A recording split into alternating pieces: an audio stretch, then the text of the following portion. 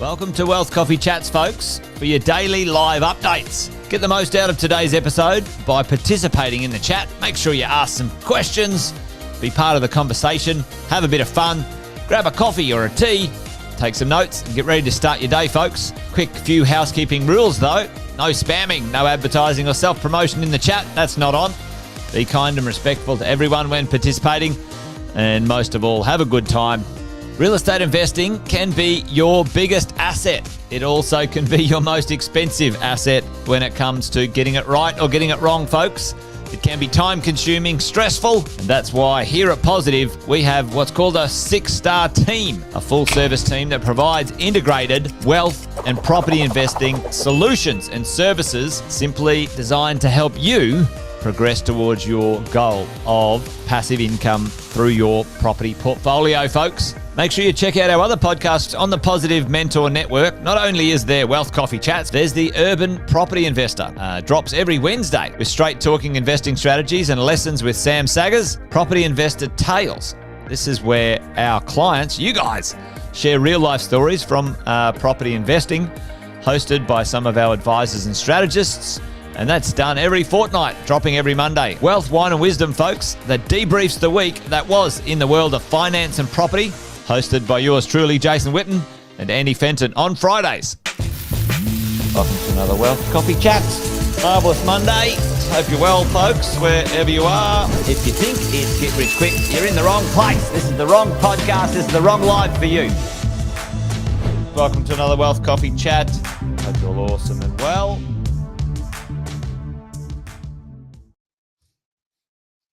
Hello. Good morning, everyone. Welcome to Wealth Coffee Chats. Good to see a few of the early birds there already.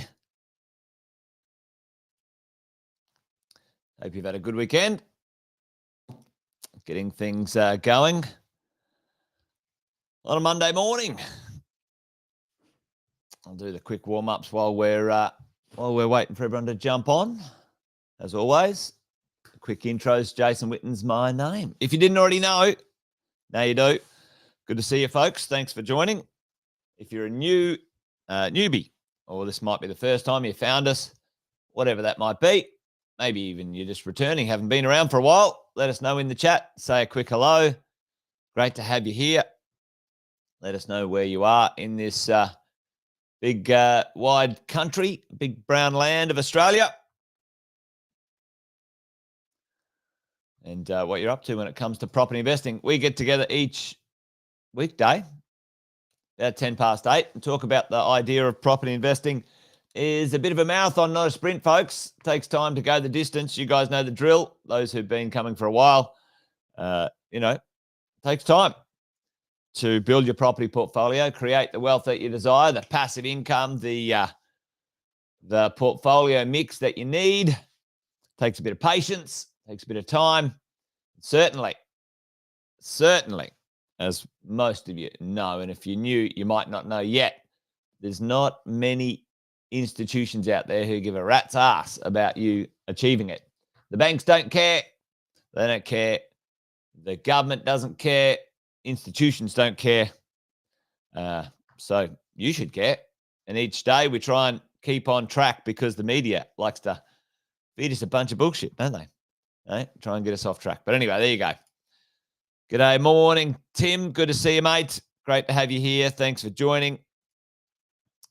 As always, good to have you on, mate, this morning as we go along.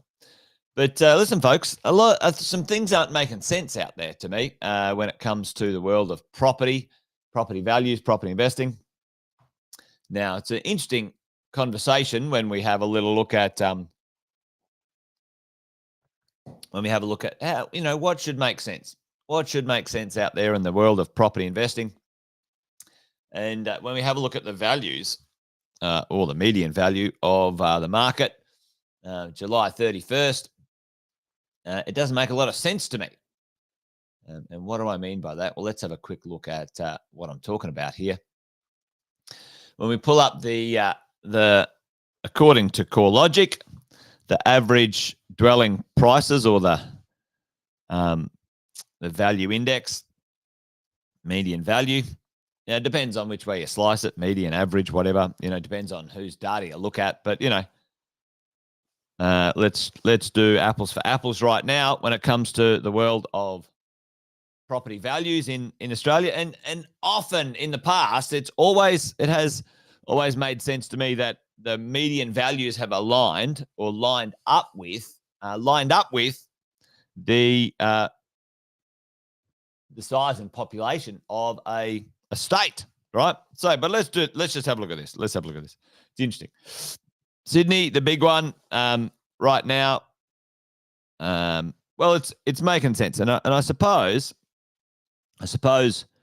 maybe making sense is not the right conversation. Maybe it's not what it used to be. It's not behaving like it did in the past, all right? Like it has done in the past, something that we could maybe expect to see when it comes to our property values. But anyway, let's get on with it. Sydney, as we always have expected in the past, Sydney has always been the big cojones, right? The big median price, $1.17 million. Hey, morning, Luke. Morning, Adrian. Good to see you. Thanks for joining. $1.1 million, folks, is the median value of Sydney. But, what's not making sense to me, at all, are these ones, right? So these three here, okay? They're not making sense. And if you add in Canberra and Perth, actually, let's add them all in because it's an interesting conversation that I want to have with you guys this morning. What's driving these things? Perth and then Canberra. All right, let's add them in because the others are kind of irrelevant, but we could add them in anyway in a minute. Not irrelevant. Sorry, Canberrans and Hobartians and Darwinians, but you know what I mean. Anyway, let's have a look at this. All right, so let's have a look at this as a expression of the population, right? Because this is where it's not making sense to me. This is where it's not making sense. And maybe we'll try and make some sense of it in a minute, right? So let's have a look at these as an expression of the population. Well, Melbourne's 4.2 million. All right, 4.2 million. Brisbane, there we go, 2.1 million. Okay, 2.1 million peoples. And there we go. Perth, 1.8 million. Hopefully you can see that. That's not very we'll make that a little bit skinnier. Okay, here we go. There. 1.8 million. Adelaide, 1.2 million. And Canberra makes the least sense of all. 362 million. 362. Well, it's actually 1,000, really, at the end of the day. Not a million. But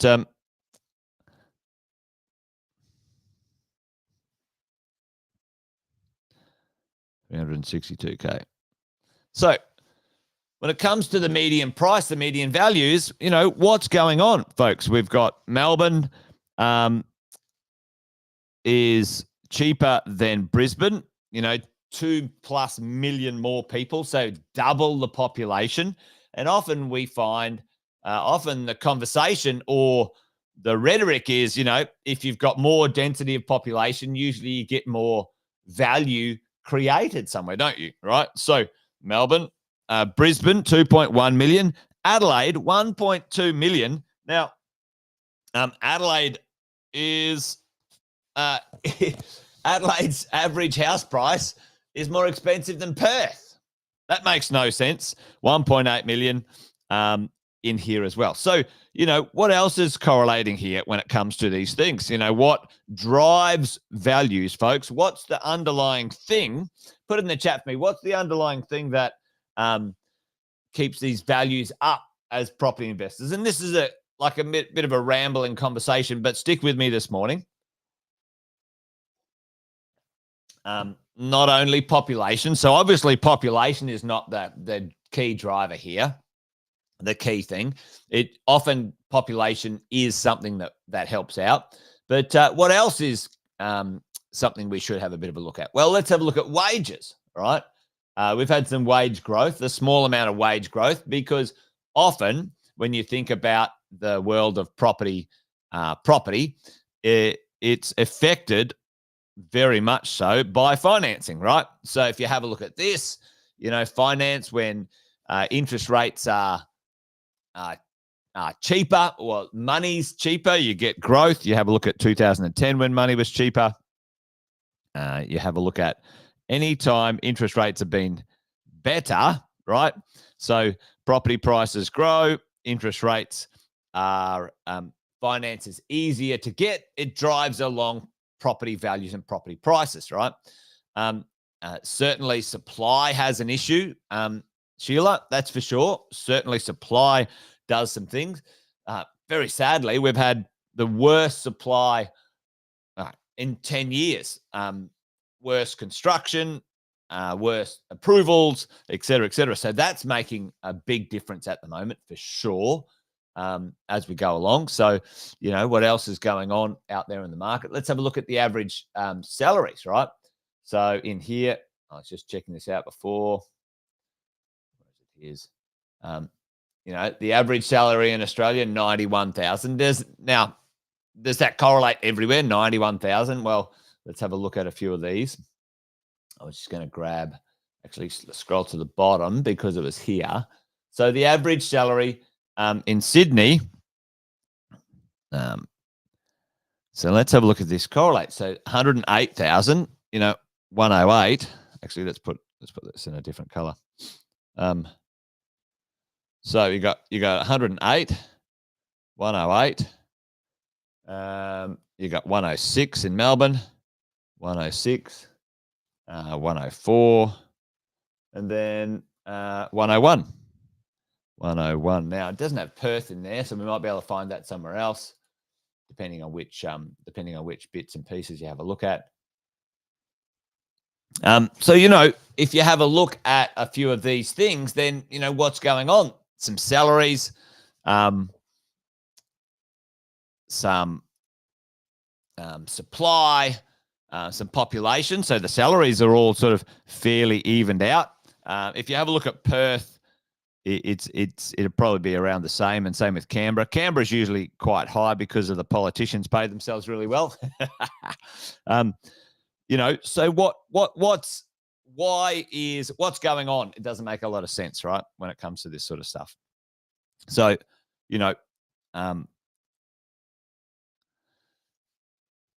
what will drive the next cycle? What will drive the next bits and pieces when it comes to the market in Australia? Which city will kick on sooner rather than later, right? So what's going to drive the next one? Have some of these cities reach their peaks? And in my mind, I think, for me, certainly places like Adelaide, Adelaide being up there in expense and price, I think has certainly reached its upper limits, folks, when it comes to its value. Hey, good morning, Sonia. So I wouldn't be rushing out unless you're an owner-occupier. Owner-occupier, perfectly fine. But Adelaide certainly will start to see some challenges, I think, when it comes to its price momentum because of its average house price compared to maybe its wages or whatever it might be. What about Brisbane? Well, Brisbane's charging along as well. Certainly, it's got a whole lot of extra momentum when it comes to, financial support from the Olympic Games and people moving from, Sydney and Melbourne to Brisbane. All right, but I think the dark horse or the outside chance for me in price movement is good old Melbourne. I think Melbourne's undervalued, but let's face it, it's political issues. Politics is causing it all sorts of grief. So it needs to sort that out, right? It needs to sort that out. That's for sure. That's for sure. And Sydney, right now, we're starting to see again, and this happened just after the GFC for us. We're starting to see rental yields in Sydney, 6+%. 6+%. 6% rental yield on a residential piece of real estate in Sydney, which is pretty good. And it's Western Sydney, that's for sure, where the majority of the population live. So that's actually encouraging as well. Yep, that's for sure, Tim. The Olympics, certainly it's the same in the Gold Coast, actually, where we had the Com Games in the Gold Coast, and that has really driven the Gold Coast to be one of the most expensive places in Australia to rent, and on average, one of the most expensive house markets in Australia, which is interesting. Again, driven by a bit of supply issues. Hey, good morning, Jeff.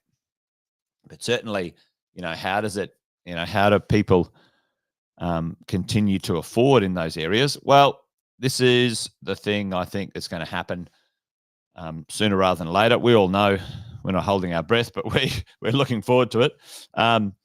This is the reduction in borrowing power, which is what happened when the interest rates went up, right? So as the interest rates go up, some households, reduced, between 40 and 60% of their ability to borrow, right? So on the flip side, if the interest rates come down instead of going up, what's going to kick on? And for most of us, if the interest rate goes down 1%, then we're going to see a renewed growth in property prices, not driven by the finance changes, the affordability, okay, as we go along. So at the end of the day, what does it all mean? Why does it not make sense? Well, the population, for me, that's going to wake up and drive some things pretty quickly, I believe, in the next 2 to 5 years, is going to be this population here. All right, that population there. Now, Sydney's always going to kick on, but it's still quite a high median house price. All of these cities have peaked out. Their median house price is peaking or hitting, records. And the one that is struggling and has had some negative growth, by the way, across the whole market because of its political stupidity is Melbourne. But anyway, there you go. Why wasn't it making sense? Well, it wasn't making sense. 4.2 million. Adelaide and Perth are about to take over its median house price. That's why it's not making sense to me. Anyway, there you go. Anyway, a bit of a ramble this morning, folks, but, a few things to think about when it comes to the market and how to position ourselves. Tonight, make sure you join us for mentoring. It's on tonight. We're going to dive into the world of creating or making sure your portfolio is set up for passive income. For all of us, at some point in time, we want to transform our wealth and our assets into income that you don't have to go to work for, right? Your assets got to go to work and generate that income for you. So tonight we're going to dive deep into that in mentoring. So make sure you come along and check your emails or jump on the Facebook group, folks, if you've missed the regos. There'll be a text come out as well, I'm sure. I reckon you're right, Tim. Yeah. It is good value at the moment. And the only issue with Melbourne, is its political instability. And once that gets fixed, then it's probably, once that changes, then it will need some time to fix some of the problems. But it's got some opportunity to rise and come good. Melbourne's a great city. Melbourneites don't want to stay down for long. The other one right now, certainly when it comes to opportunity, if it's priced right, is Sydney. Sydney's going to, kick on quite nicely when it comes to the rental yields. And certainly Brisbane's got some legs in it. For me, I think Adelaide and Perth are starting to find their upper limit. Perth might run on for a little bit more, but there you go. All right, folks, that's it. Join us tonight for mentoring. And till then, and tomorrow, we've got another Wealth Coffee Chat. So make sure you come along and hang out with us for that as well. All right, folks, that's it from me. Good to see you. Bye for now. Episode of Wealth Coffee Chat, folks. Make sure you like, subscribe, and turn on your notifications so you never miss a thing when we go live. Improve your portfolio and investing game, folks, with Wealth Coffee Chats live every morning at 8:10 each weekday. Make sure you join us. Previous episodes are also available wherever you get your podcasts, folks, as well as our other podcasts from the Six Star team here at